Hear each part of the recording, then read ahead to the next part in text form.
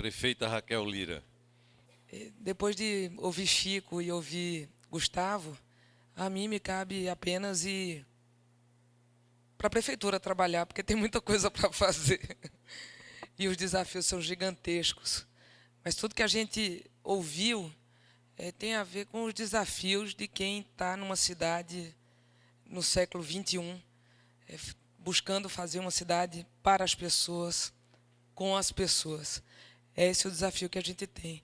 Esse é um desafio da política e o Colab e a TGI estão super antenados com isso. Eu agradeço profundamente a oportunidade de vocês estarem lançando Cidade Algo Mais aqui em Caruaru. Para nós é emblemático, é importante poder trazer esse debate para o interior do nosso estado e começando aqui por nossa cidade de Caruaru. Então, agradeço aos sócios da TGI, a Ricardo e a Francisco aqui representados, e a oportunidade de, mais uma vez, poder ouvir Gustavo, que, se Deus quiser, e Guilherme Leal também, nós estaremos aqui juntos.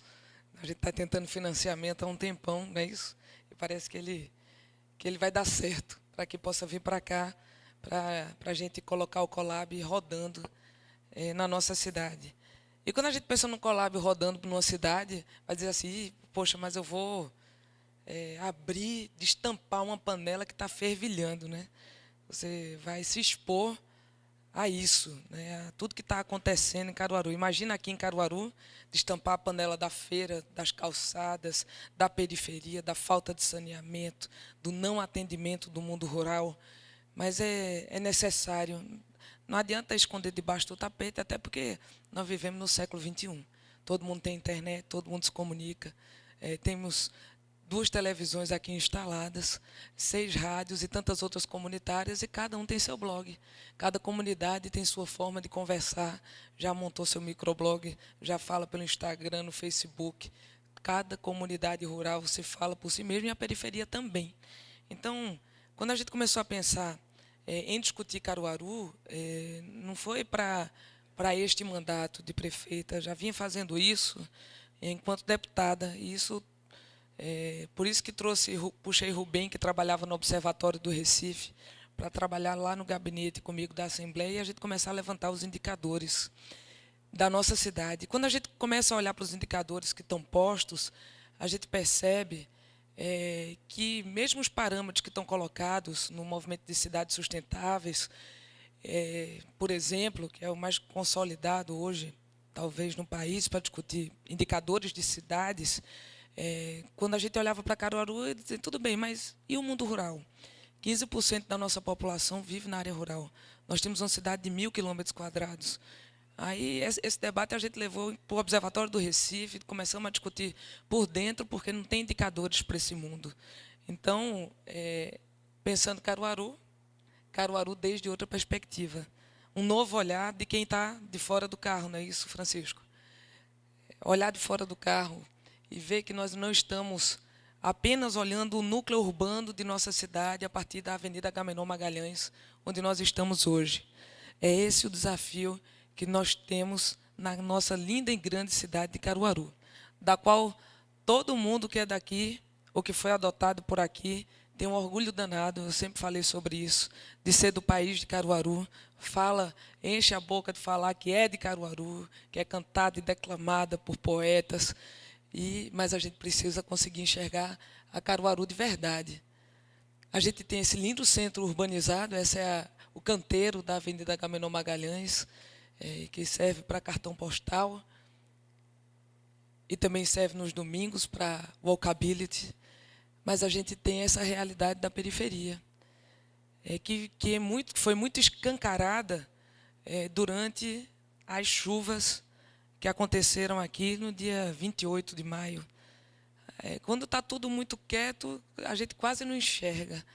Mas basta dar uma chuva, que foi, claro, uma grande chuva, há muito tempo que a gente não tinha, pelo menos 7 anos de seca recorrente, vem uma chuva e toda essa miséria ela se descortina, porque essa casa que está aqui no lugar irregular ela é alagada ou é derrubada. Esse esgoto que está aqui correndo a céu aberto, porque a gente não tem saneamento, ele invade as ruas, ele traz doenças. O lixo que é jogado aqui pela população, ele volta para dentro das nossas casas, e descortina a nossa miséria. E a gente tem outra realidade aqui, que é de um mundo rural, que mesmo dentro do mundo rural que nós temos, que representa esses 15% da nossa população, é maior do que 80% das cidades pernambucanas, cada canto da nossa zona rural ela tem uma forma de viver, perspectiva geográfica, sociodemográfica, totalmente distinta um do outro. Temos pelo menos 4 distritos em Caruaru que são absolutamente diferentes uns dos outros. Então, como atender demandas diversas em territórios tão diferentes? Você falar aqui, qual é o percentual de tratamento de esgoto em Caruaru? 24%. Onde é que está sendo tratado o esgoto em Caruaru? Aqui. Qual é o IDEB de Caruaru? 3,5%. Mas aqui, é o mesmo IDEB daqui? Não. É o mesmo IDEB daqui? Também não. A iluminação pública aqui é igual a daqui e a daqui? Também não. Então, como é que a gente consegue enxergar e trabalhar e planejar uma cidade que é tão diversa dentro de si mesmo, né? Então, a gente buscou trabalhar uma gestão orientada por territórios. Fomos pensar, já no plano de governo, na discussão dos indicadores, de focar uma gestão trabalhada por territórios. Essa é Caruaru. Caruaru, o núcleo urbano está aqui. E esse é o nosso mundo rural. Esse primeiro distrito é uma área de brejo, cheio de água. É verdinho, talvez por conta disso, não é isso? Esse aqui é sertão puro. A única diferença do sertão é que o solo é rochoso. No sertão você fura poço, tem água. Aqui tem pedra. E quando dá água, é água salobra. Então, daqui para cá, tem uma diversidade imensa de um canto para o outro. E aqui, o nosso núcleo urbano, com uma concentração populacional gigantesca. Esse é o nosso núcleo urbano. Se a gente for olhar o núcleo urbano, cada pedaço desse foi ocupado no tempo, na história, de um jeito diferente. Algumas ocupações espontâneas, outras por loteamento, loteamentos clandestinos, temos muitos irregulares, onde com pés e iluminação não chegam. Nossa cidade nasce aqui e vai se expandindo ao longo do tempo em círculos. E assim a gente dividiu a cidade para pensá-la por eixos que a nossa população muito bem conhece. As rodovias, a linha do trem, o rio, tudo demarca o território da nossa cidade. Escolhemos, no nosso planejamento, símbolos de nossa cidade que refletem muito do que nossa cidade é ou quer ser e do que a gente precisa melhorar e cuidar dela. O Rio Ipojuca, a gente começou a trabalhar nele nos primeiros dias de janeiro. E todo mundo sabe que quem é daqui ou quem está nos visitando, que nós tiramos daqui, de janeiro até maio, 2.200 toneladas de lixo daqui de dentro. Desde sofá, televisão, geladeira, computador, Vitória Régia. Fizemos o aprofundamento do leito do rio, que foi que nos permitiu ter um mínimo de impacto, um menor impacto em relação às chuvas que houve. Poderia ter sido muito pior. Humberto disse para eu não dizer, Humberto está aqui, não? Melhor, né? Porque ele não ouve eu dizer. Ele não me ouve dizer. Ele diz, Raquel, não diga que a gente aprofundou não, que a gente não pediu licença do CPRH.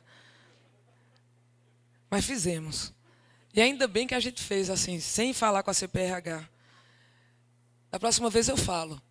Mas era urgente, necessário, e eu não dava tempo de pedir a licença, a gente aprofundou mesmo. Era lama, era lixo, era esgoto. Os 70% de coleta de esgoto que não é tratada, ela vai direto para o rio. Então, agora tem um pouquinho de água, mas normalmente é só esgoto. Aqui é o Monte Bom Jesus, símbolo de nossa cidade, onde moram 6.000 pessoas. a nossa feira da Sulanca e as outras feiras do Parque 18 de Maio, de onde surgiu nossa cidade, a Feira Livre, a Feira de Artesanato, o Alto do Moura e a Casa do Mestre Vitalino, e o nosso centro urbano, que representa a força da nossa economia e que precisa de uma revitalização e de sua reconstrução. E como é que a gente fez para buscar cuidar disso? A gente teve um apoio de um povo inteligente também, que tem conhecimento de gestão e que nos ajudou muito nessa caminhada. O INTG, que é o Instituto de Gestão. Eu nunca sei a sigla, mas é a versão pública da TGI, que está trabalhando no mercado há mais de 20 anos e que nos ajudou a estruturar o nosso planejamento estratégico e como é que a gente organizava a gestão para lidar com o nosso território. E assim organizamos as nossas secretarias, desde a reforma administrativa até os eixos de gestão. Cada um dialoga com o outro. A gente não tem aqui aquele despacho individual do secretário que vem disputar um orçamento, brigando com outro secretário, como se costuma fazer, ou se costumava fazer numa gestão do século XVIII, XIX. Aqui a gente dialoga por eixo. O eixo de desenvolvimento humano faz a gente sentar o secretário de Educação, com o de Saúde, com o de Desenvolvimento Social e com o de Políticas para as Mulheres. A gente não consegue trabalhar a educação isoladamente se a gente não trabalhar cada um desses temas unidos a ele. Afinal de contas, o menino que está aqui na educação, ele precisa de saúde, ele tem uma família e ele tem uma mãe, que é o centro, normalmente, dessa história. Então, tem que trabalhar esse pacote junto. Esse eixo é o de desenvolvimento humano, inclusão e direitos. O eixo de planejamento, orçamento, gestão e finanças. Parece óbvio, né? Mas eu tenho um amigo que está sentado aqui na frente que diz que o óbvio, ele só é óbvio quando é dito ou quando é feito. E assim está feito aqui o eixo de planejamento, orçamento, gestão e finanças, o núcleo de gestão do governo, estruturado e fortalecido para tomar as decisões estratégicas e buscando consolidar a informação, que é o grande desafio de nossa gestão. Buscar a informação verdadeira e, através dessa informação, tomar as decisões adequadas. Então, a Secretaria de Planejamento vira de Planejamento e Gestão, a Secretaria de Fazenda, de Administração, fortalecida com toda a gestão estratégica de pessoal, licitações, compras, a Controladoria Geral trabalhando transparência, controle e equalização de gastos, a Procuradoria do município trabalhando o seu efetivo papel de consultoria e decisão dentro da gestão, e o Caruaru Prev, que é o órgão previdenciário do nosso município, dentro desse eixo, vinculado à Secretaria de Administração. Quem está no território, quem trabalha no território, são as secretarias de Urbanismo e Obras, junto com a URB, a Secretaria de Serviços Públicos e a Secretaria de Ordem Pública, criada na nossa gestão, a qual está vinculada à Destra, que trabalha a ordem pública no nosso município. Ordem pública nada tem a ver com temas positivistas, como alguns tentaram crer, da ditadura militar. Ordem pública dialoga com a necessidade de posturas urbanas tão necessárias no nosso município e tão esquecidas ao longo do tempo. E eles têm trabalhado e dado bons exemplos ao longo desses 6 meses de governo. Hoje, estampada, por exemplo, não só no gabinete de gerenciamento de crise que nós criamos durante a enchente, a enxurrada, como também agora, durante a gestão do São João, no Centro de Comando e Controle Integrado, com todas essas ações trabalhando juntas. Ninguém consegue trabalhar aqui. Niage o tempo inteiro diz que precisa de Humberto, Humberto que precisa de Niage, todo mundo junto com o Aureliano, para poder tomar essas decisões aqui de quem está atuando no território de Caruaru, quem está na ponta no nosso governo, fazendo ações de obras, infraestrutura e trabalhando serviços públicos. Sustentabilidade e desenvolvimento econômico, a Secretaria de Desenvolvimento Econômico e a Economia Criativa, novas perspectivas de desenvolvimento de economia para o nosso município. A gente precisa sair da caixinha onde sempre estivemos. Caruaru é uma cidade empreendedora por vocação, é o comércio pujante, de onde vem a nossa força, a gente não tem dúvida nenhuma, que é da feira, do comércio, da moda, mas também é da prestação de serviço, e essa prestação de serviço ela precisa estar agregado valor com a economia criativa, trabalhando sempre novas tecnologias e novas formas de fazer, e Secretaria de Sustentabilidade e Desenvolvimento Rural, junto com a SEACA e a Fundação de Cultura e Turismo de Caruaru. Esse aqui é o viés de sustentabilidade e desenvolvimento econômico, que dialogam também com o nosso território. A cada um deles vinculados comissões, comitês, conselhos. Esse aqui é o nosso núcleo de gestão, essas bolinhas verdes, e quem trabalha com funções estratégicas, que são os secretários. Esse é o nosso mapa da estratégia. A gente trabalhou os 3 primeiros meses da gestão, criando o que nós queremos ser, e a nossa visão é ser o município que mais avançou em qualidade de vida e ambiente para empreender no estado de Pernambuco, com gestão de referência nacional. Tudo bem, a gente quer ser isso, mas como ser isso? Então, a gente tem objetivos estratégicos em cada um dos eixos. Desenvolvimento humano e inclusão, eu não vou citar um por um, mas vou citar exemplos. Desenvolvimento humano, inclusão e direitos. Aqui está, desenvolver a educação básica do município, aumentar os índices de qualidade de vida. Como fazer isso? Cada objetivo estratégico desse se desdobra em metas, ano a ano. Meta de aumentar a educação básica no município. Quantas creches conseguimos abrir neste ano? Aumentar os índices de qualidade de vida. Qual é a nossa meta de redução da mortalidade infantil neste ano? Sustentabilidade e desenvolvimento econômico. Da mesma forma, cada um desses se desdobram em 3, no máximo 4 metas para cada um desses anos. Metas metrificadas é horrível, mas é isso, metrificadas, constando o orçamento de cada uma dessas questões que estão aqui postas. De novo eu. Gestão do território da cidade, cada um com seus objetivos estratégicos. E gestão por colegiados. Essa história de que ninguém toma decisão sozinho, a gente tem um colegiado. Claro, eu sou prefeita e as decisões são minhas, mas a gente tem colegiados de gestão que apoiam a nossa decisão.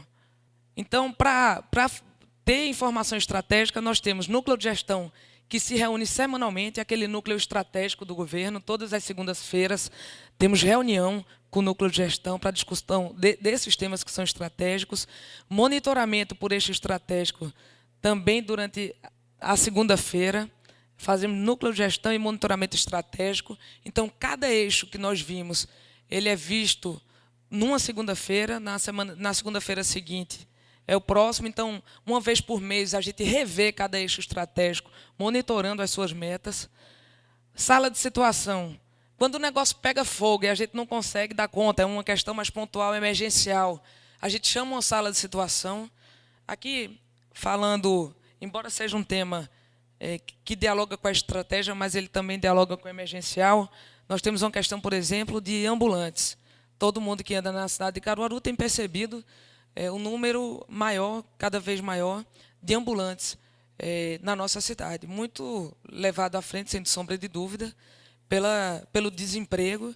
E a gente tem criamos sala de situação para traçar uma estratégia de como trabalhar esse tema. Então, a partir da sala de situação, trabalhar um cadastramento, ver o perfil do ambulante, como trabalhar a qualificação desse ambulante e ter um perfil. 80% trabalha com gastronomia. Então, vamos trabalhar a qualificação dele como gastronomia, qual bairro que ele é, e tentar colocá-lo no seu bairro, encaixado na sua profissão, no seu trabalho. O Comitê de Gestão Financeira se reúne todas as quintas-feiras. Então, acabar com essa história de a gente só... de não ter transparência nem método na liberação dos empenhos, das liquidações, da ordem das licitações, o que é que sai a cada tempo, tudo é definido. O Comitê de Gestão Financeira é o núcleo de gestão menos eu. Eles se reúnem às quintas-feiras pela manhã e por eles passa todas as pautas de licitação, o que é prioridade para ser licitado, e as pautas de pagamento. O que é prioridade para ser pago? Se tivermos dinheiro, a gente paga tudo. Quando não tem dinheiro, qual é a prioridade para pagar naquela semana? Confere ou não, secretário?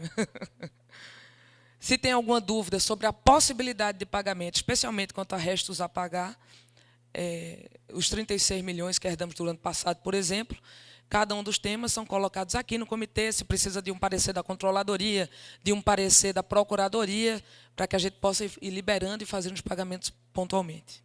Mesa de negociação permanente para o diálogo com os servidores de forma estratégica e transparente também é criar uma instância de diálogo da gestão com os servidores, colocar à mesa os sindicatos, associações, para que sejam demandados os pleitos de cada uma das categorias e servidores da gestão pública. A gente criou para ser mensal, mas tinha tanta coisa enganchada que toda semana está tendo mesa de negociação, comitê de gestão de pessoal, as decisões estratégicas sobre pessoal também. Quem faz parte do comitê de gestão financeira faz parte do comitê de gestão de pessoal. Ele se reúne aqui entre 9 e 10, ou 8 e 10, sei lá, e na hora seguinte é o comitê de gestão de pessoal.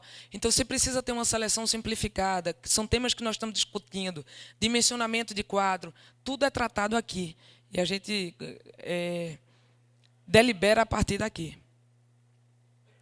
E o colegiado por secretaria, alguns já conseguiram implantar, outros estão em implantação, que no mesmo modelo que a gente tem do monitoramento por eixo semanal, que a secretaria faça isso, cada uma delas, na nossa mesma metodologia, dentro da sua secretaria. Porque a gente sabe o que a gente quer. A gente definiu isso no planejamento estratégico. Se a gente não monitora, a urgência toma o nosso dia a dia.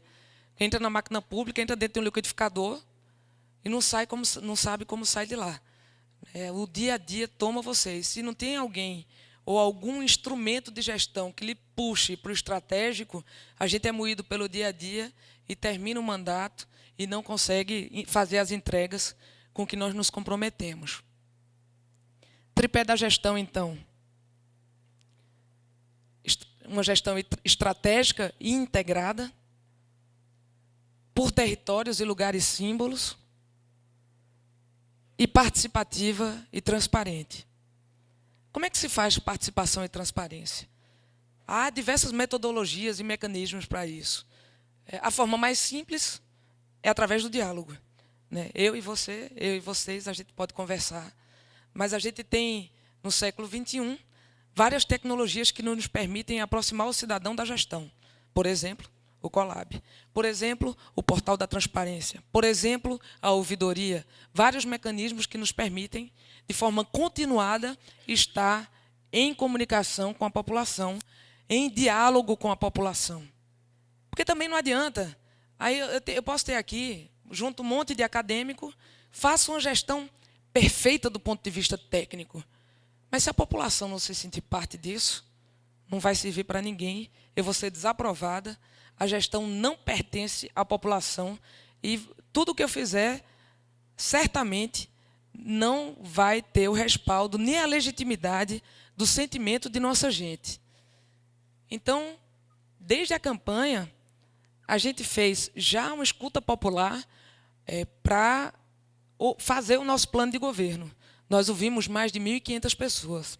Em reuniões grandes como nessa aqui a gente estima que tínhamos 400 pessoas, tinha gente por todo lado. A gente chamou de Mobiliza Caruaru.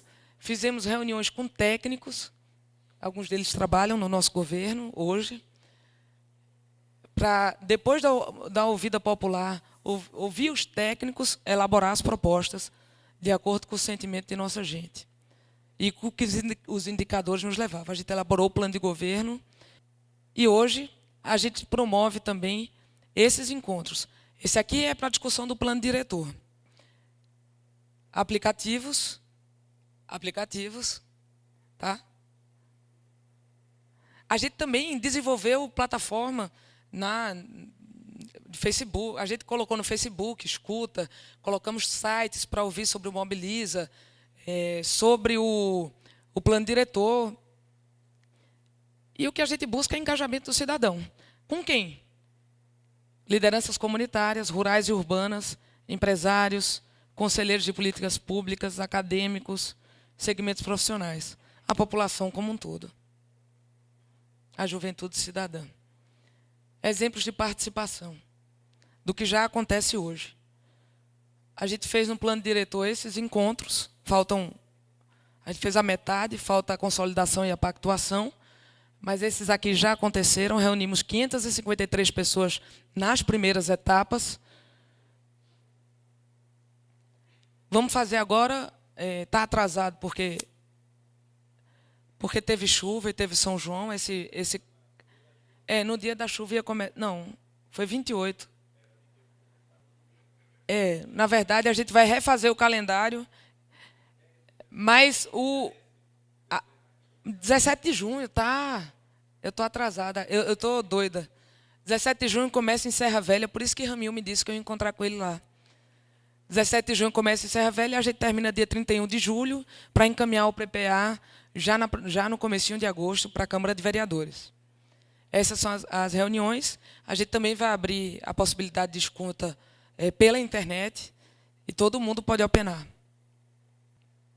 Acabou a pilha? Acabou a apresentação? A gente vai ouvir tanto a população da área urbana como do mundo rural. Porque no mundo rural parece... O que é engraçado é que parece que a população de lá não precisa de nada. Você não tem saneamento básico, não é isso, Haroldo? Não precisa de saneamento básico, aí o pessoal de lá não tem saneamento básico. Não precisa de distribuição d'água, aí o pessoal de lá não tem água. Né? Aí agora foram feitas as cisternas, mas não tem microsistemas de abastecimento, não tem pequenos sistemas de tratamento de esgoto, não tem plantas que permitam planejar o desenvolvimento dessa zona rural. A gente tem vilas de 8.000 pessoas, que são do tamanho de cidades pernambucanas. Vai ser inaugurada agora. A nossa falta de planejamento, por exemplo, permite que seja inaugurado depois de Taquara um habitacional, que é muito bom, porque vai gerar 2.500 habitações na nossa cidade, mais o Minha Casa Minha Vida. Na zona rural, de 2.500 casas. Vai ter 10.000 pessoas lá. Eu vou nomear um prefeito, vai ser Fernando Silva, secretário de Desenvolvimento Social, porque se cria uma cidade, precisa ter um prefeito. E o grande impacto que isso causa na área rural. Eu disse, mas e o plano diretor, como é que permitiu fazer 2.500 casas depois da zona rural? Ó, Fernando ali, prefeito, meu querido, de Agrestina, diretamente para Taquara. Como é que se permitiu o plano diretor? Aí tinha uma lei de 3 ou 4 artigos que permitia que se fosse apresentado um projeto e tal, uma área urbana podia se transformar numa área rural. Ou uma área rural podia se transformar numa área urbana. Ponto. E a gente agora tem que levar infraestrutura urbana para esta área rural. E, para se ter uma ideia, aquela mesma estradinha do Alto do Moura, por onde a gente passa agora a pé durante o São João, é a mesma estrada que vai levar 10.000 pessoas indo e vindo todos os dias para trabalhar aqui. A gente já buscou remanejar um dinheiro para fazer o acesso pela BR-232, para o impacto não ser tão grande. A gente já apresentou o projeto para o Ministério do Turismo, buscando preservar o patrimônio histórico do Alto do Moura e cultural, e estamos esperando a deliberação dele. Custa R$3 milhões para que o fluxo possa se dar pela BR-232 e não por dentro da Vila do Alto do Moura. Mas isso tudo tem a ver com o planejamento urbano. Cada decisão que a gente toma desse jeito, cada decisão que a gente toma de modo, às vezes, eu não sei se é aleatório, mas não planejado, ou não discutido, ou não integrado, ele gera efeitos colaterais muito importantes na cidade e que geram, por exemplo, impactos como esse, repito, que nós vimos no enxurrada que nós vivemos aqui, pela ocupação irregular do solo, pela ocupação não planejada. E certamente a escola que se construiu lá não comporta as crianças que vão estudar lá. Não é isso, Rubenildo? Eu pedi para fazer o censo das crianças, a idade escolar delas, para saber como é que eu vou ocupar as salas de aula da escola que estão lá e os que não cabem, onde é que eu vou colocar. Mas eu estou aqui para isso mesmo. Né? Se não fosse assim, certamente, muito provavelmente, não seria eu a prefeita. Talvez outro se não tivesse esses desafios, talvez outro tivesse sido eleito prefeito. E eu estou com a oportunidade de poder dar a minha contribuição, não minha, mas nossa, porque fazemos tudo juntos, junto com toda a equipe de governo, junto com a população, junto com pessoas que nós estamos trazendo para nos ajudar nas decisões estratégicas e no encaminhamento de como transformar uma gestão que tem, inclusive, dificuldade de informação em uma gestão que seja efetiva e eficaz nas suas decisões e que gaste de forma eficaz os recursos públicos que Caruaru tem. A gente precisa fazer isso juntos, porque é o tempo da travessia. E se não ousarmos fazê-la, teremos ficado para sempre à margem de nós mesmos. Sempre me perguntaram muito, por que eu deixo uma vida de servidora pública para me meter numa história dessa, de entrar na política, de ser prefeita? Tem duas coisas que eu respondo. A primeira, eu não estou disputando mandato, mas eu posso falar sobre isso, né? A primeira é que eu compreendo isso como uma missão, mas essa é a parte menor hoje em dia. Mas a segunda é que eu entendo Caruaru como uma cidade possível. Tem muitas cidades que, para mim, que eu olho assim, eu digo, eu tenho pena do prefeito dessa cidade, porque tem cidades hoje que não são mais possíveis. Pelo menos nos próximos 20 anos, a cidade não vai conseguir se transformar no tempo que a população deseja, ou da forma que a população precisa. Mas Caruaru, ela é uma cidade que é possível de modificar sua realidade se a gente conseguir mudar hoje a curva ou a direção para onde nós estamos indo, ou estávamos indo. Essa direção está sendo mudada, e se a gente conseguir isso, fazer de modo estruturado, sistemático, a gente consegue fazer de Caruaru uma cidade para todos de verdade, e não só no discurso. Uma cidade possível, que esteja integrada nas suas decisões e soluções, e que consiga transformar o território em soluções possíveis para a nossa gente. Enxergar o território e buscar, a partir do território, soluções para as pessoas que vivem neste território. E não tentar transformar a cidade em uma cidade que a gente vê lá na Dinamarca, na Austrália. Não. A gente tem que buscar soluções que são viáveis dentro do que nós temos. E temos soluções que são viáveis e possíveis. Se a gente sofreu agora com a enxurrada, que seja a oportunidade de a gente tirar a população ribeirinha e colocá-las em projetos habitacionais decentes. Se caíram 20 casas no morro, 30, que a gente tire aquela população que está numa área ruim e coloque ela numa área decente.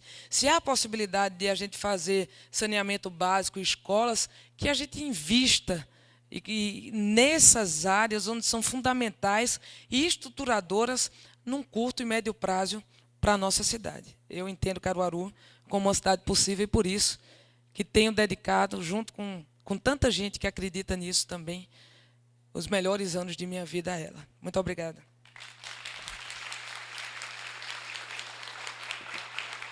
Vou convidar Francisco e Gustavo para se juntarem à prefeita. É tempo de travessia e a prefeita dá uma lição ao Brasil de como é possível fazer uma gestão pública competente e comprometida.